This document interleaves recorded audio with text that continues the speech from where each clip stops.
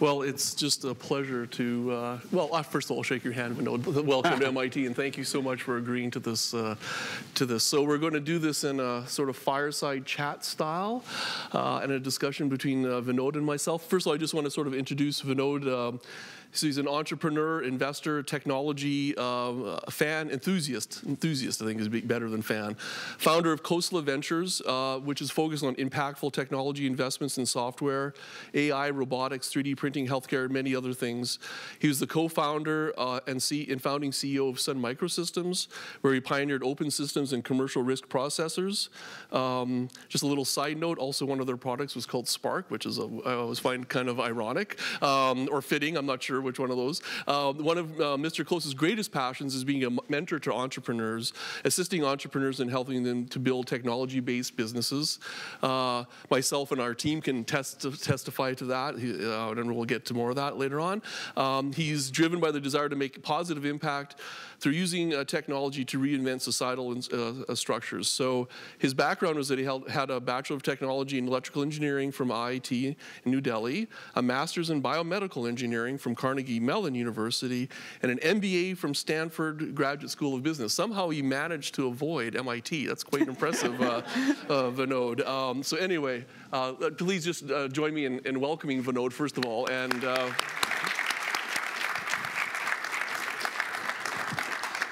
okay, so we're going to get to some questions here. So I sort of like to start on a little bit more personal note in some sense. You know, tell me about how you sort of, well, first of all, I'll say Vinod has one of the most unique personal worldviews I have ever seen, and I've met a lot of people around the world. So sort of tell me about how you sort of came here. You have, you're a scientist. You started a tech company. You became an investment guru. So just tell me about your journey and what informed you about how you got here. So I'll give you a personal perspective. I grew up in an environment that had no science and no business. So none of that. My father was in the Indian Army. And India is a very religious kind of environment, and none of it made sense to me. So I decided science was going to be my religion, probably at age 12, when kids were worrying about other things. And I've sort of always had this passion.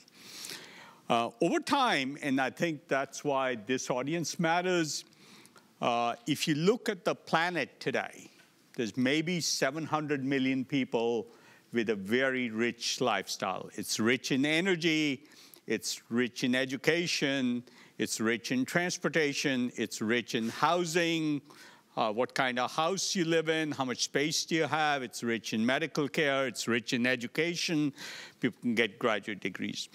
There's 7 billion people on the planet, and if you were to translate the things the top 700 million love to the 7 billion, there aren't enough resources on the planet to do that. So linear approaches to providing services to 7 billion that the best top 10% have is just not going to work.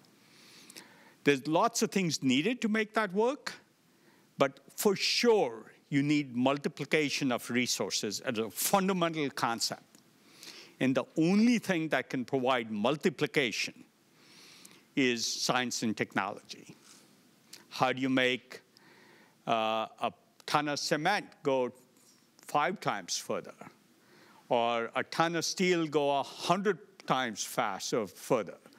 Or pick your favorite, energy production. We can't do it based on the current methods, fossil fuels. So nonlinear approaches are needed, and this multiplication happens to coincide with my religion around science and technology. And so a place like MIT is always Mecca for me. Right. So I noticed that you said, you told me that, you know, every once in a while, though, you take a deep dive into something that you don't know about that much. So why do you do that? Is this for your curiosity? Is this just something that you want to do, or do you think it's actually important to your business and to your worldview? Well, so one, I almost never do anything for business purposes. I do think there's two important. First, if you're curious, you're alive in my sort of book. And it's about the only thing needed for being really alive. Mm-hmm. But there's also something else I've discovered quite by accident. And let me start with a side story first, and I'll come back to this. Why? A couple of years ago, the head of Lawrence Berkeley Labs invited me to be a dinner speaker for their heads of departments. And we talked about it. And these are all really good, experienced, expert, brilliant people. And somebody asked me if I was to suggest how to increase innovation at Lawrence Berkeley Labs, what would I do? And I had a very simple question. I'd take the head of biology, make him or her the head of nuclear, take the head of nuclear, make them head of chemistry, shuffle it up. And my view is, whenever I learn a new area, to come back to your question, I so correlate across other areas that it is the best way to make quantum jumps in your thinking about and understanding of new areas. Mm-hmm. So if you did climate modeling, like I actually spent some time doing that at the Santa Fe Institute as sort of a postdoc in 2001. It was sort of my idea of a great sabbatical was go to Santa Fe Institute away from my business work. That completely changed my view of how medicine should be practiced. Because you can look at medicine as we do today. There's a symptom that causes diagnosis of disease that you find a drug for. Or you could say there's 3,000 metabolic pathways in the human body. They are all interacting. So it's network theory that's more important than biology. That kind of correlation across disciplines, I think, is really valuable no matter which area you work in. Mm-hmm.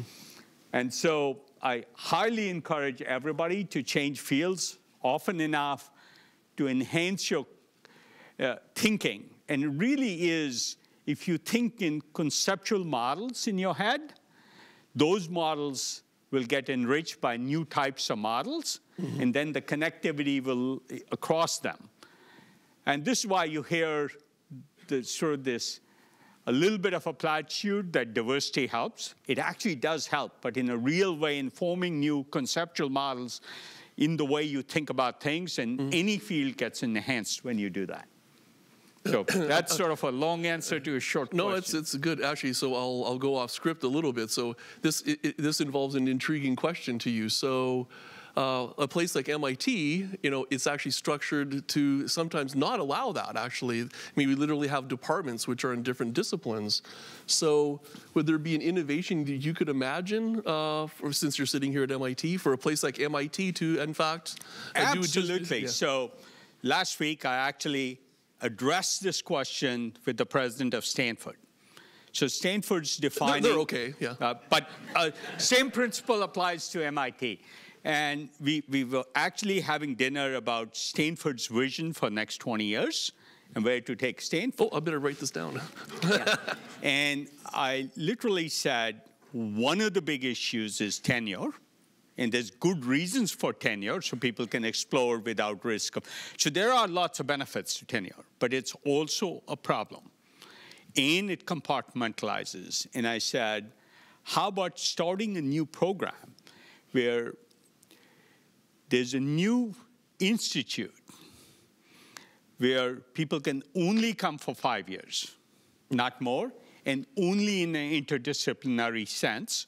And I said, instead of just making that sufficient, structure it around what are currently the 5, 10, or 15 largest global problems or social problems, and have expertise in science and chemistry and physics and engineering come together around a problem, but very, very cross-disciplinary, and only for a limited period of time, so there's a sense of urgency. I think MIT should do it, and every major university should add this as an innovation to minimize the negative effects of tenure while keeping the positive effects of tenure. So you can have tenure in your department, but this other thing, institute, department, is structured around solving large global problems, and interdisciplinary people work on it. I really, actually, it's sort of like a super sabbatical in some sense. It's a super sabbatical, and frankly, I started thinking of this when I took a sabbatical and became a postdoc, and it was only for 4 months at the Santa Fe Institute. And I realized that, and I met Walter Fontana, who's now at the Harvard Medical School, in 2001, when I was at the Santa Fe Institute. And he was, there was people building climate models around complex systems theory, and Walter applying the same math to biology, and it's sort of like completely influenced my view of where medicine should go, which, by the way, shouldn't need human doctors at all. It's a fairly radical view. We won't have time to talk about that. But the point is... Now you know why I invited him. This is great. Yep. Well, expertise shouldn't be limited. There's no human who can read every paper in oncology, stand sitting there. We have a conversation around this topic later. Expertise used to be great when a human could capture most of the expertise in a domain. But no matter what subject you pick, one human can't keep up with the last 5,000 articles published research on that topic. Right. And so we really have to think about quantitative changes in how we do things in every area. Yeah. So good. So we've touched. So thank you for that personal perspective, and I think it's appropriate because the beginning is of this, and what you're thinking about the 700 million to the 7 billion, the personal choices that you make about being curious. I mean, I think it really fits in well, in fact, with David Rose, because it really meets many of the criteria around that he was very much a pioneer in considering how are we going to provide resources to the planet without destroying. And if I might interrupt you, yeah, go ahead. There's a lot of graduate students here. You can publish one more paper, or you can take one of these large problems and actually go address them. And I would suggest it's really motivational to do that. And there's no more reward in life than to be excited and curious about a new area. And if there's real problems associated with it, it's extremely motivating. So I'd highly recommend that. Good. So it's a perfect segue into one of the themes of the lecture or the discussion today, which is entrepreneurship. You particularly define yourself as a social entrepreneur. So can you help tell me what your definition of this, and how does this guide or set how you invest and think about investment? First, I'd say there's no one right answer. Everybody should match what they do to what their person is. Yeah, right. So there's not a universal answer to what motivates you. I always found it's sort of fun. Two things are fun for me. One, just being disruptive, right? It's just fun, especially if you take a different thesis, and over time, you prove it to be true, or most people believe it's true. So talking about medicine, it was 8 years ago, I wrote a blog called Do We Need Doctors, right? And then 4 years ago, it turned into a 100-page document on how we avoid the need for doctors. Because if you're going to scale the best medicine to everybody on the planet, you can't have the same methods of scaling. And so we have to radically do things differently. So first, just being disruptive. But two, while you're at it, if I have a choice between playing a game of chess, which can be intellectually very rewarding, or playing a different game that actually then has downstream social consequences, it's a lot more fun to work on the problem. So why I got involved with Dennis was he sort of pitched me on some ideas around fusion. And as improbable as it seems like you can do that, I literally said to Dennis in our first meeting, I said, it's too important a problem to not work on. And so let's not worry about the probability of success. Let's focus on the consequences of success. And whether the probability is 1%, 10%, or 50% almost doesn't matter if the consequences, if you're successful, are large. And there's a very large class of problems that generally don't get addressed because the probability of success is low, and people don't pay enough attention to the consequences of success. So I told Dennis I'd personally help to try and be the instigator to get sort of him and his team going on this very large problem, which frankly, if it gets solved, we solve a lot of problems in agriculture, in transportation. You pick your area. They all get, water's another one. That's an energy problem. Water's an energy problem. Agriculture's an energy problem. Construction materials is mostly an energy problem. And so in that context, it's worth working on because, and not be scared of failure. In fact, one of the things, there's a Harvard Business School case about some of our efforts, and it starts with a quote from me saying, my willingness to fail gives me the ability to succeed. I think that'd be my advice to all the young people setting out on their careers. People avoid failure, which reduces their career path to not doing anything really consequential. So don't be afraid of failure. And fusion is an example. I'm a little scared of failure, but not that much. No. But you should be paranoid about failure, but not to the point of not attempting. I agree, and I recall very fondly the first meeting, and also when you first came to see the team, you made us realize is that, because as academics and researchers, we look at failure in a way that was different than what you were teaching us. And because of that, it actually taught us also how to think differently about the technology and the kinds of pathways that we went there. It literally changed our way of thinking about how we would go towards it. So we really owe you a lot in that. But let me go back into then the entrepreneurship, and then, so what is the link to technology? I mean, it's right in our name. We love technology in this place, but I think, one of the things we also realize is that technology by itself, even though it's the founding part of the 10x improvement or whatever it's going to be, is insufficient. I mean, you need something more than just technology. So here's something, again, let me start with a counter narrative. Most large innovations that have had a large effect on society have not come from people who are experts in the area they're innovating in, so, which is very, very surprising. In fact, in terms of real impact in use in society, I had a hard time finding one example in the last 30 years. I couldn't find one. And so, clearly in science, breakthroughs come from people who are experts in their area. And MIT is a fascinating place to come learn about these things.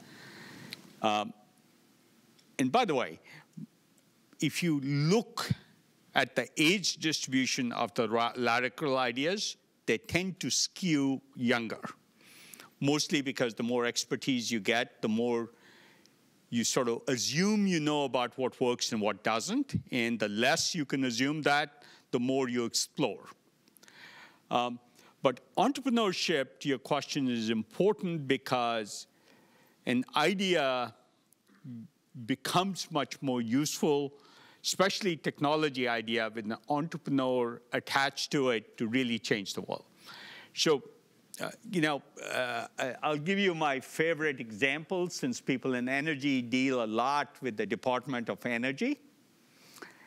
In 2010, actually in 2011, they made a forecast for the number of electric cars in the US in 2035. And they did a fairly long, you've read those studies, study hundreds of pages, talked to General Motors, talked to Volkswagen, talked to battery manufacturers, made a forecast for 2035 that 5 years later, Tesla alone exceeded. So in the 25-year forecast, they were wrong by 20 years. And it took one person, Elon Musk, to change that. And everybody else was working on this, people working on batteries, motors, pieces, trying to fit into General Motors' model of what an electric car is.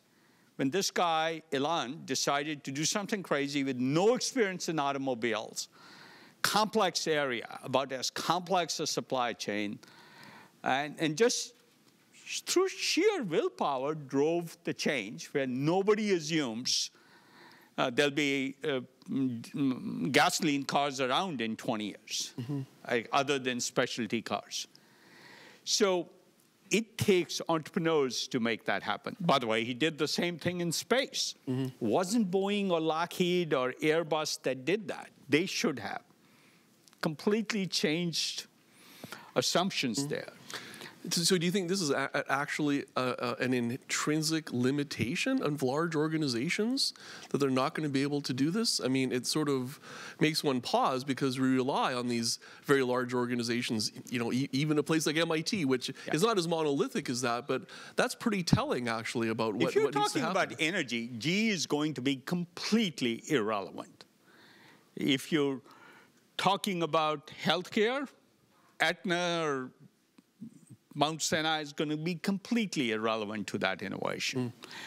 You know, retailing, Walmart didn't do it, Target didn't do it, it was Amazon. One person driving a complete inversion of how things are done. Almost always true, and that's where entrepreneurs with very evolutionary paths, Tesla's strategy changed 10 times in the last 15 years. That evolution, the power of evolution, for those of you in biology, is way more than sort of the rigor with which GE would plan a fusion project. It would take 30 years, and we know the ITAR project in fusion, and it's almost guaranteed to fail after 20 years on a 30-year trajectory. You can be almost certain. I'd give anybody 10-to-1 odds on that happening. Yeah. So this is great. So was this? So can you comment a little bit? I don't want to linger too long. But was this essentially one of the motivations for you and the others that are involved in it through Breakthrough Energy the Breakthrough Energy Coalition, and then Breakthrough Energy Ventures? Can you just sort of speak a little bit as to why, where you sit in that sphere? So I think my assumption, the basic assumptions, science is absolutely critical. It causes breakthroughs that, without an entrepreneur, tend not to go anywhere. Right. Look, all of the pharmaceutical industry looked at genetics and ignored it till one guy, Bob Swanson, who was an actually intern in the 70s at our firm, Kleiner Perkins, my previous firm, an intern created what is really the only large innovation in pharmaceutical discovery by literally inventing what's now called biotechnology. So I think that's absolutely essential. And so Breakthrough Energy was the idea that, one, there wasn't enough funding for energy. Our sustainability broadly and carbon and climate were the two large problems we are going after. And two, when there was capital, it didn't have the long view. When you have to report yearly or every 2, 3, 4 years, you can't take on large projects. So the idea was, let's get investors who are taking the long view, and 20 years is okay for a fund life. That, coupled with sending a message to places like MIT, large innovations can be funded with the long view. That combination was the goal behind Breakthrough Energy. And a very simple metric, you know, if you can show a path to at least 0.5 gigaton reduction in carbon emissions, then it's worth funding. So turning on that, or pivoting on that then, so what are the, I mean, you've looked at lots of different teams, ideas. What do you say are the key metrics of success actually in entrepreneurship in these, what's sometimes called hard tech, right? Which includes these. Hard tech essentially has the property that there's lots of hard things by definition. And unless you have this sort of ability to persevere through ridiculously small odds, you're not going to succeed. When you start on a hard tech project like fusion, there's clearly hard problems that you identify. But the harder problems are the ones you don't know about when you start. And when they happen, each time it's an oh shit kind of moment. Right? And entrepreneurs just power through that. Right? Running into a new large problem can either be a reason to give up, which is what most people do, or a reason to get doubly charged because the problem's harder, or climb this mountain because it's their kind of approach to life. And entrepreneurs do that. And that's why I think this doesn't work in large corporations or safer environments. It works in riskier environments. Great. So that's what the team ends up being successful at. But of course, these all need their beginnings. Yeah. So what is it that captures your attention in when you see a first pitch? You know, what triggers you say, oh, I understand, this one's got it. And I'll ask a secondary question was, how bad did I suck when I pitched Fusion the first time to you? Because I went back and looked at my slides, and they're pretty professorial, I would say. They were very professorial. And I'll describe the process because this is actually important. We took 3 completely separate teams of experts. As you might imagine, fusion's a hard enough area. Finding experts is hard. We took 3 different teams of experts, and Dennis can vouch to it. And they did the due diligence and wrote the reports.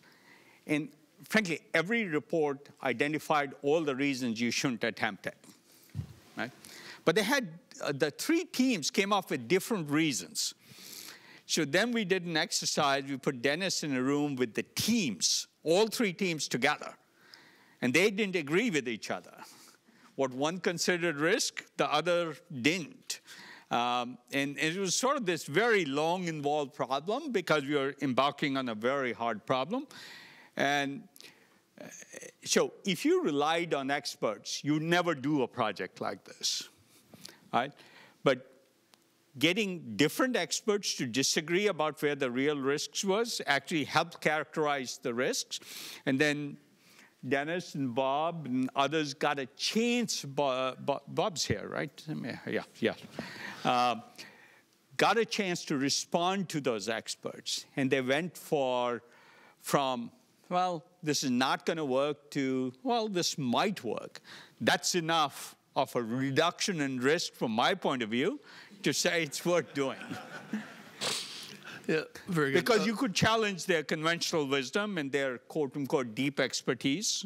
So one last question around entrepreneurship. So how do you think about the natural tensions between, entrepreneurship is supposed to be about making money, and technology innovations, which, particularly as technologists, we like really playing with cool new toys and new ideas. How do these come together? Is it a tension? Is it natural? Is there a synergy? What's the deal with that? So this is where I go back to different entrepreneurs have different motivations. Mm-hmm. There are entrepreneurs who want the easiest way to make money, and they'd rather do Snapchat. There's really no real breakthrough involved, or frankly, real good social good involved, right? Which is fine. And frankly, many of these, you can't predict whether something is good or bad till after it happens. You know, Facebook sort of looked like trivial. It was a dating page at Harvard, a dating site, really. But then it became something really, really valuable in social. And that evolved into people trying to show off, and actually a depressive kind of site where people actually, the more time they spent on Facebook, the unhappier they got. And then it became this big political manipulation machine for the Russians and others. So each of these phases, you couldn't predict what was going to come next. And so I don't try and judge entrepreneurs too early. Even though we explicitly have rules against funding things that are not positive for society, or at least not negative. Right. It is hard to see how it evolves. So there was a company we'd seed funded because they were doing some really interesting technology around probiotics, and they picked their first application as a hangover cure. And we decided not to fund them. And now they're doing other things like lactose intolerance. So these evolutions happen whether you're doing Facebook or CRISPR engineering of microbes. Right. They are hard to predict, and we shouldn't be too judgmental too early, and diversity and experimentation are important. Having said that, what intrigues me is when technology multiplies resources. And sometimes we do things just because they're fun, right? Yeah. I think different people have different motivations. I do like large technical breakthroughs. It has the advantage of once you have the breakthrough, it's hard for others to compete, to catch up. So you start much slower because you may be doing R&D for 4 or 5 years, and then you have a breakthrough, but then you have a huge advantage. So let me tie back into, you said you like to be disruptive. And I was listening to an NPR article that New York taxi cab drivers, the yellow taxis, right? They're falling basically below. They can't sustain themselves. It's becoming basically, taxis have been around for hundreds of years in human civilization. It appears like one technology breakthrough is going to basically eliminate an entire profession. So that's disruptive. It is disruptive. So does that align actually with social entrepreneurship because of, and I'll get to the question, is that because from that there might be a greater positive good even though there's an instantaneous disruption to a profession? Let me start with my worldview. If AI technologies go where they are, and we were having a conversation last night on plasma physics, and I said to Bob, get some AI experts on your team. Why? Because you can do design much better. Now, it's harder to imagine, but let me just say, you can do a certain amount of computational modeling with a few parameters, but if you need a 100 million parameter model, only AI can build that model. And in fact, there's plenty of proof that you can do much more progress. This is a physics-type problem.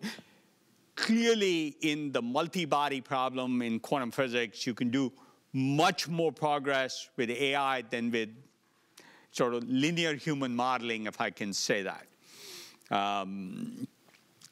So the long term in technology is humans, and I hope we get to it, do work when they want to work, not when they need to work. And the vast majority of humans, when they work, are working on things they want to get out of. Assembly line work, for example, right? So I think technology can get us there in the long view. Your taxi driver example, let me give you a couple of different framings.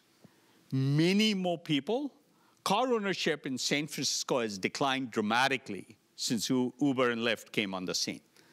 So there may be taxi driver jobs, but car ownership declining, I think, is generally very beneficial for society. The average privately owned car travels 12,000 miles a year. The average Lyft or Uber driver may drive 120,000 miles a year. Now you need 10 times less steel. So suddenly when it comes to reducing mining on the planet or smelting steel, you've done a 10x reduction by just using the resource more. And so I actually think one has to realize that every technical progress or breakthrough has advantages and disadvantages. And as a society, we should look at net benefit or net progress and then say, for the negative consequences, we should look at other solutions. Mm-hmm. That means we shouldn't ignore the taxi drivers out of jobs, but we have to worry about them. But for the larger good, we should let their jobs disappear. Mm-hmm. Now, many of them will repurpose into Uber drivers. But frankly, one of the indications of this is the Uber market, if I can call it that, has become much, much larger than the taxi market was. So in terms of growth, that's a good thing. Mm-hmm. In terms of transportation facilities in any city, it's way better. I don't rent a car anymore, right? Mm-hmm. Every time I came into town, I'd be renting a car. So there are lots of advantages, but we have to be conscious of the negative consequences and address them proactively. Good. So I'll go to a last question before we go to questions from the audience. So we've talked about investing in fusion, really hard problems. You also have been in TerraPower, for instance, so yep. Of interest, obviously, to the department. In fact, populated with many of the graduates from this department as well, too. But actually, talk about some of the, in our conversations last evening, it was interesting I think it would surprise the audience about some of the high-tech things that you're going into, like cement, which doesn't sound very high tech, but tell us about some of the interesting things that you're doing in terms of investing and the sort of the impact that it might have actually on the topic of today, which is sustainability and energy. Yeah. I won't go into all the details, but cement is just chemistry, okay? And complex chemistry, there's stable and unstable states. But fundamentally, from a social perspective, there's a ton of carbon dioxide emitted for a ton of cement produced. And fundamentally, as a society, we rely on cement. Now, if you took that CO2 and made it CO3 and attached it to the cement, two things happen. No carbon emissions and twice the weight of cement because you've added a ton of cement or a ton of carbon dioxide to the cement. That's an interesting challenge. It's an electrochemistry energy states problem. And if you can be clever enough, and we're working on that. So it's exciting. But to me, it's technology. It's an economic advantage if you can produce it this way. It's very, very hard because there's lots of problems getting it right. But that's how I look at it. Yeah. So cement is that. I'll give you my other favorite example, hamburgers. Now, may not look like an energy problem or a sustainability problem, but something like 30 to 50% of the whole planet's land area is dedicated in one way or another to animal husbandry. If you could eliminate animal husbandry, you get back hundreds of millions of acres of land. If you did restore it, you'd solve the carbon emissions problem by carbon capture. By the way, for those of you interested, something like 100 of the 110 IPCC scenarios for carbon reduction on the planet involve freeing up millions and millions of acres of land for reforestation. So essentially what the IPCC said is, of all the possible scenarios, one without land freed up doesn't work, most likely. Mm-hmm. There are a few of the scenarios that do work without land reforestation. And so Pat Brown, who is a genetics professor at Stanford, one day came and said, I'm going to go work on eliminating animal husbandry. And I'm not going to use genetics, my area of expertise, but I am going to start by replicating the experience of a great hamburger cooking. For most of you, and a few are vegetarians, I'm sure, if somebody puts a hamburger on the grill, your body is responding. Your brain is responding. You can't not eat it. Right? And that programming of the human brain is not going to change in our lifetime. So he decided he'd replicate the experience. There's probably 40 or 50 PhDs and probably 40 or 50 other technologists who worked on this problem for 5+ years to create the perfect replication. Turns out it's hard. What you see as blood is heme molecules that catalyze reactions with the iron in the heme molecule to produce all the volatile organics, which is what attracts you to eating a hamburger. Now, evolution perfected our brains to do this and really want red meat, right? So Pat decided he'd replicate all of these reactions, and there's hundreds of them in a hamburger cooking. He replicated, it should look like red meat, it should brown like red meat, it should smell like red meat, and then the texture and flavor. So you're fooling every sense in the human body. But if you do, you're going to do carbon reductions at a greater scale than turning the world's car fleet into electric cars. Think about it.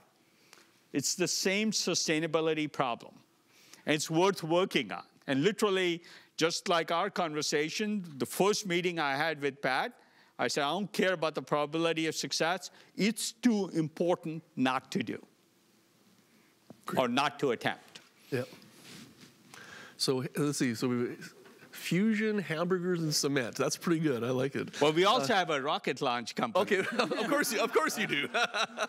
Only rocket launch company that has never had a rocket blow up yet. I'll cross my fingers. Actually, we frequently talk about it's okay to blow up a few of the beginning small rockets, because that was sort of what we took for analogy. So I'll actually move to some questions, and please, in the audience, use the information that you have there. You can talk about anything, hamburgers or cement. Oh, yeah, it's all over the place. Fusion. It's going to be fantastic. In fact, I'm just going to go to the highest vote question yet, which I knew this would trigger some interesting conversation. Universities say they encourage freedom of scientific pursuit. Meanwhile, the tenure system requires clear success, putting a limit on risk-taking. So how do you think?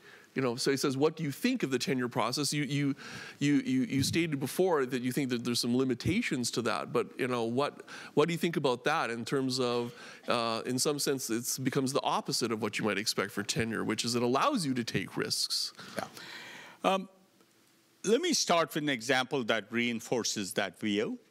If you look at NIH-funded research or institutionally funded research with a peer-reviewed process, which all of you are probably very familiar with. When you have peer reviews, you're saying you're going to constrain research to what others believe is likely to be successful. You're not taking the 10% chance of large innovation. You're taking the 50% chance of decent innovation. And that is unfortunate in science. Now, the Howard Hughes Foundation, if you look at the projects they fund, because they don't have a peer-reviewed process, results in much larger innovations. But probably big failures, though, as well, too, right? Oh, absolutely. But here's the thing. Failures do not matter. How many people know I started Sun Microsystems? A fairly large number. Can even a single person name the other company I started at the same time at Sun Microsystems? I started 2 companies together. Anybody? Daisy. Nope. Daisy was before Sun. My point is, failures don't matter. Nobody remembers, in retrospect, what I did that failed. Everybody remembers the success. Right? Yeah. But literally, the 2 of us, myself and Scott McNeely, started 2 companies within 3 months of each other. Everybody knows the success. In retrospect, nobody remembers the failure. It was a silly idea called the data dump. Sounds like Dropbox or something. It was sort of like Dropbox well before its time. I see. Yeah. But my point is, you want to work on things with consequence, can be low probability of success. How we encourage more of that in the path to tenure, and the whole point of tenure is after tenure, you can do the more radical things and fail more. Mm-hmm. That is, in fact, the point of tenure. Conceptually, it's a good idea, but the most productive years, and I come back to large breakthrough research versus age graph, and it tends to skew younger. Yeah. During that period, you're encouraging people not to take large risks when you should be encouraging them to take large risks. Yeah. Right? So I suggested one idea earlier, and frankly, it has the benefit of people would be much more motivated to work on large problems, social problems. Though I do think you can overdo it. Fundamental science and research is very, very important because it sows the seeds for later practical solutions to social problems. Mm-hmm. And I'm one of those who supports science for the sake of science. And you would argue there's no benefit from studying the moons of Jupiter, but I do think there is. So I don't want to skew too much towards pragmatism. I think it's a bad idea to be too pragmatic. Mm-hmm. But I do think we need to change the system. And I would like the brightest minds in their most productive years to be working on larger risks. Take any large problem, AI research today, or the unified theories in physics. People spend so much time on the next increment, they're not thinking outside the box. Mm-hmm. And physics research, for example, really needs that, in my view. Right? Very different thinking. As you were saying this, and it was interesting because we're just as a department head, we do promotions. It's another thing that we clearly identify as a bonus is that a professor's group, which basically means all centered just around one person, has made certain advances. So we honor the individual's accomplishment, but we actually don't significantly identify, in fact, in some sense, discourage attacking bigger problems because they're too big, actually, for a single, even for an MIT professor, right? Yeah. But so let me give you an example. What's wrong with that is if a group makes progress, they're moving towards tenure. And that is fundamentally flawed. You want to reward good attempts, not good results. Yeah. Tata is a big Indian company. They used to have, and I don't know if they still do or not, an award every year for the best failure. If something was a rational attempt, even if it failed, it's still extremely valuable culturally for the organization.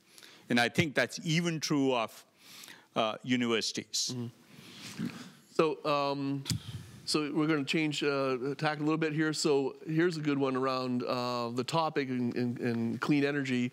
Given the urgency around climate change, how would you get the largest global institutions to begin deploying the trillions of dollars in clean tech rather than the billions today? Well, first, the large global institutions are largely irrelevant to the problem. I truly believe that. Right? If we're going to get a quantum jump in batteries, say, to accelerate electrification, it's going to come from a startup. I don't know.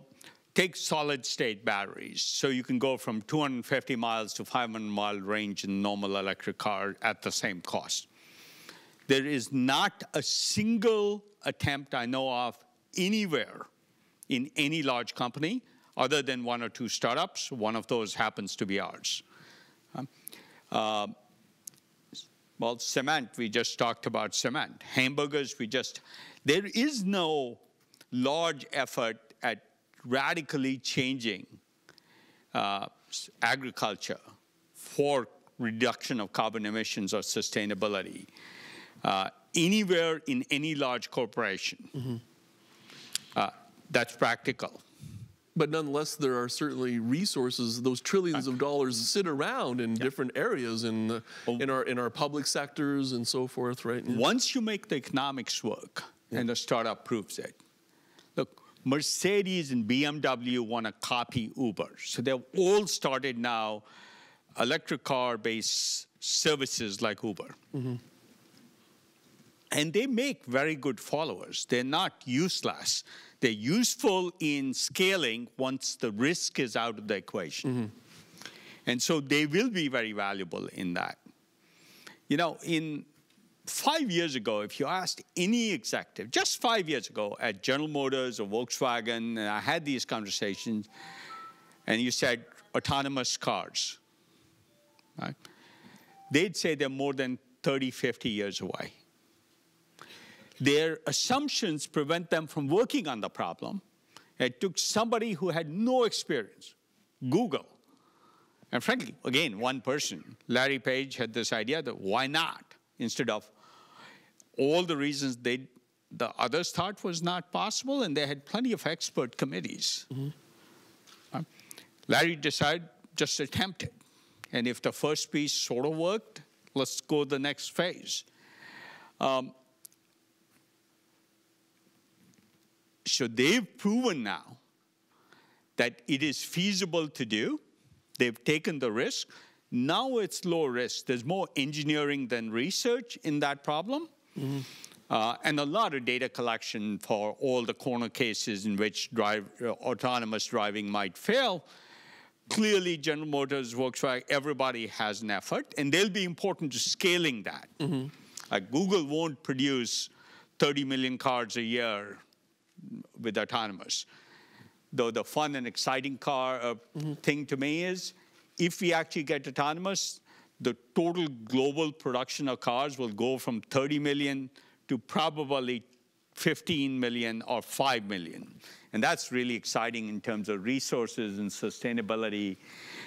There's another 10x in steel use coming from autonomous cars beyond the 10x I already talked about by driving more. Right. Yeah, it's sort of silly today that to move a 200-pound human, we need 2,000 to 4,000 pounds of steel. And it's because cars crash, because humans are driving them. If cars didn't crash, you literally allocate 200 pounds of steel per person, not 2,000, and you'd get another 10x reduction. So I just defined a simple, easy way to get a 100-fold reduction in steel use in cars. Right? Normally people say that's not imaginable. Yes. It's easy for me to imagine. So there's a good, the top, which is sorry, I went off topic. No, it's a great segue. So a big part of tech innovation is move fast and break things. So is this viable for technology where test failure could have significant negative impacts on the public? So here it says nuclear or gene editing, but I would also point out like cars crashing into each other. So how do you deal with that tension? Yeah. Look, general rules shouldn't be universally applied because autonomous cars, take that example. You can't kill people. But the following question. Do you want perfect autonomous cars or autonomous cars that are better than humans? I would argue that cars that are materially better than human drivers, and today when human drivers are driving, you get an accident every 500,000 miles of driving. You get a fatality every 100 million miles of driving. Those are the statistics. If you look at Tesla's driverless car autonomous system, which is far from perfect, and every death they cause gets very high visibility, is already at an accident every 2 to 3 million miles, so 5 to 7 better, and deaths far less than 1 per 100 million miles. I would argue that as a society, we have to say we have to take certain risks as long as we prove that they're better than the alternative. They're not, so we don't strive for perfection. We strive for the next best option we have. And a lot better, right? Yeah, actually, this is, in fact, the last weekend I was teaching my teenage daughter how to drive.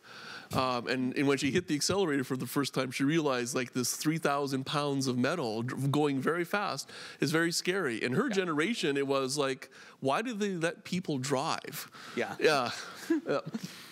So there's also a generational change, of course, that comes about in terms of about an acceptance of technologies and so forth. And frankly, I talked about car ownership in San Francisco in the age group of 20 to 35, dramatic change compared to above 35.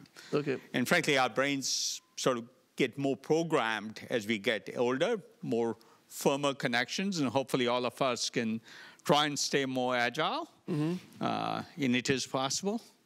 So here's a great. This is a good question from from Sarah.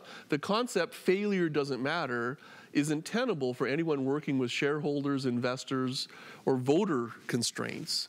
How can we give more people with innovative ideas this freedom beyond the super rich? So first, most of my failures happened when I had no resources. In fact, I remember my first VC meeting. I said this. I just basically moved to this country from India 4 years earlier, and I said, this is a great deal. If we win, we both win. This was literally, I was being honest with my investor. If we lose, you lose. Because the only thing I had to lose was my student loans. That was all I had to lose. It was a very easy bet to place. Now, look, mindset matters, and that was my mindset, right? My wife was a little worried because we were getting married that summer, or she wasn't my wife yet, but I didn't have a source of income or funding, but she was a good trooper about the risks. But let me characterize failure, because there's smart failure and there's dumb failure. Right? You can't have autonomous cars on the road that kill lots and lots of people. You really have to say, you can confidently say the technology has progressed to the point where the death rate per 100 million miles is lower than if humans were driving. In the case of autonomous cars, we have a project that decided to provide autonomous taxi service in an age-restricted community in Florida. 160,000 people at the villages in Florida in one community. And frankly, given it's an age-restricted community and you have to be above a certain age to go there, there's literally the accident rate is so much higher than normal that any improvement, I have to say, one of the guys said to me, too many cars end up in the lake because people confuse the accelerator and the brake. Well, it's just part of being human. Your response times, your faculties degrade over time after, say, age 70 or whatever. And it's just, we have to realize that's the case. So it's a good test place, because no matter what you do, you're improving facilities for people, reducing the accident rate. But because you introduce a service like that, many more people do things and go out when they wouldn't otherwise. And you know isolation leads to other all-cause mortality in very interesting ways. So suddenly this has consequences in lots of ways, but it's a good place. Generally, entrepreneurs will find safer places to test new risks where you're taking risks, but it's better than the next alternative. The other thing about risk is failure doesn't matter if you don't kill yourself. Failure does matter if you. So I suggest lots of risk where the consequences of failure are, yeah, you lose something, but you don't lose it all. Whether it's your life or your whole company, you can't risk all of a company on one failure. But the consequence of success on taking that risk should be large. So Nassim Taleb has a mathematical treatment of this notion of risk and how you handle it. For those of you interested in the topic of which risk to take and which risk not to take, Nassim Taleb, who's both a pragmatician, he was a hedge fund trader, but is now I think he's a professor in this idea of risk and risk management. He has some of the best work in this area. Good. So not every risk automatically should be taken. Have to be really thoughtful on if it fails, what are the consequences, and can you afford those consequences and survive? So here's the top-rated question. So the top-rated question is, which is I find interesting, what questions do you have of me? What questions do I have of you?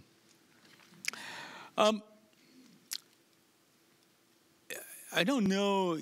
Obviously, we've talked a lot about the fusion problem and alternatives to that. I don't know if I give me a minute. Why don't we come back to that? You gave us a very big list of questions, by the way, before you in terms of investment. So here's a good one, which I think brings us back down to MIT. By the way, my biggest question to you would be, why wouldn't you give up your safe tenure and go take the risk? Here's why. So talk about this previous question about risk. You'd be taking a risk, but almost certainly, if you restarted, you'd get tenure again somewhere. So it isn't a risk with large consequences, even though you might consider it larger risk. And Pat Brown did that with hamburgers. He was tenured faculty at Stanford. He was a Howard Hughes Fellow. In fact, I think he may be the only Howard Hughes Fellow to give up a Howard Hughes Fellowship. But he set out on this mission. But I don't think anybody would say he couldn't get a tenured position within a month or two in any university again. So what might be perceived by others as a risk wasn't really a risk. And frankly, look, personally, when I left Kleiner Perkins, it was a well-established, probably one of the top 2 venture firms in the country in 2004, people said, why would you take that risk? And I said, oh, I literally said, I want to work on science experiments, not just businesses. I knew I could get a job back in venture capital. So what really was the risk? And so that's my question for you. Wow, that's a great question. Put you in a spot. Oh, that's fine. That's good. That's good. No, it's actually germane to this. I mean, so where was the risk that I did take I understood very quickly that once we started down this road, it was a risk actually not to me so much personally, because I agree with your assessment of that. It was a risk to the organization that I was running. That's the risk that I felt in my heart, actually, because I knew it had a significant enough long shot to it. The idea that we would go out and raise the capital and and find the right people to come in and understand our vision. but it was the risk worth taking. And that's what we all decided in the end. And actually, I mean, we all made personal decisions, actually, in the founding team about where we are. And in the end, my passion for teaching and understanding that a risk of this failing was that we weren't going to have enough talent, basically, around this to actually make it go. So that would be my answer to that question. But you did put me on the spot. Very good. So last question. Well, I do think everybody should challenge their own assumptions and ask themselves these hard questions. And also ask what's most important. Breakthroughs in science are really important, even if they have no, solving the theory of everything in physics would be just awesome to do, independent of the consequences. But there's also other consequences, and sort of says what speaks to me, what motivates me, and everybody should ask that question, and at any age. I'm age 64, and I told my wife for the next 20 years at least, health permitting, I'm working 80 hours a week because I have too many interesting things to work on. So yesterday, at the end of I noted at the end of the conversation, you said we were talking about 10x reduction in carbon from cement. We were talking about fusion. We were talking about all the topics, many of the topics we discussed today. And then at some point, you just said, "I wish I was 20 years younger." I can't remember if it was around rockets, if it was around. It's just too many interesting things to do. So I reflected on that, and it's in many ways we live in a world that has a lot of pessimism in it. People are very worried about the future. People are worried about the political future, the technology future, the disruptive aspects of what's going on. So are you an optimist in the end in terms of where we're going? Because, I'm an extreme optimist. So the problem I phrased, 700 million people or 7 billion people getting the resource-rich lifestyles of the best 700 million on the planet, I totally believe we can do it within a couple of decades. And we can do it while reducing the resource pressures on our planet. For those of you interested, after I turned 60, I started thinking about the problem. And then about a year ago, I published a piece, it's on Medium, called Reinventing Societal Infrastructure with Technology. And for those of you want to work on an interesting problem, I took every large problem in the US and said, how would I work on it if I wanted a 2 to 10x improvement, not a 2% or 10%, which is where most of the world works, but 100 to 1,000% improvement in resource utilization, capability, services we can offer. And I couldn't come up with one area where I couldn't find a way to work on it. And most of it was technological. AI applied in some areas, 3D printing applied in others, polymer science applied in construction. There was like no area, whether it was education, medicine, medicine involved getting rid of doctors in the process of medicine, transportation. I could see factors of 10 everywhere. And that's what's really exciting and makes me an optimist. And I hope, and frankly, the only reason I take the time for a session like this, I hope one of you decides to pursue one problem. And that'd make this hour well worth it for me. And that's why I'm here. There are, to all these, some negative consequences. And people fundamentally don't like change. That's just humans. And we have to get comfortable with change because the rate of change is increasing. It's great to talk about disruption. But like the taxi driver, if you're the person being disrupted, it's pretty unpleasant. Mm-hmm. And we have to be empathetic towards the people we are disrupting in addition to the disruption and the larger global good we are causing. And I think the rate of change has made society generally uncomfortable.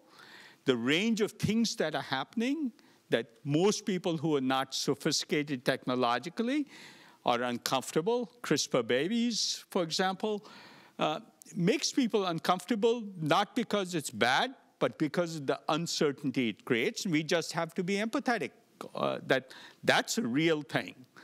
And that's where some of the pessimism comes from. But I'm universally an optimist. I think. Yeah. So, well, you know, I think this is a conversation that David Rose would have very much enjoyed, both listening to and engaging of everything. It was one of my personal disappointments that I never met him in person. In fact, my personal story is he was the author of the first textbook I ever picked up that had anything to do with fusions and plasma. So it's a really fond memory of that. And I think this discussion, this level of optimism, this level of enthusiasm and engagement, and in some sense, hey, it's a little bit of a kick in the butt. Let's get out there and solve these problems. This is the right audience. And this is exactly all the right technical audience expertise across all these areas. Yep. So just inspiring, Vinod, as usual. Thank you so much for coming and giving us the Rose Lecture. Really, really appreciate it. Thank you. Great. That was fun.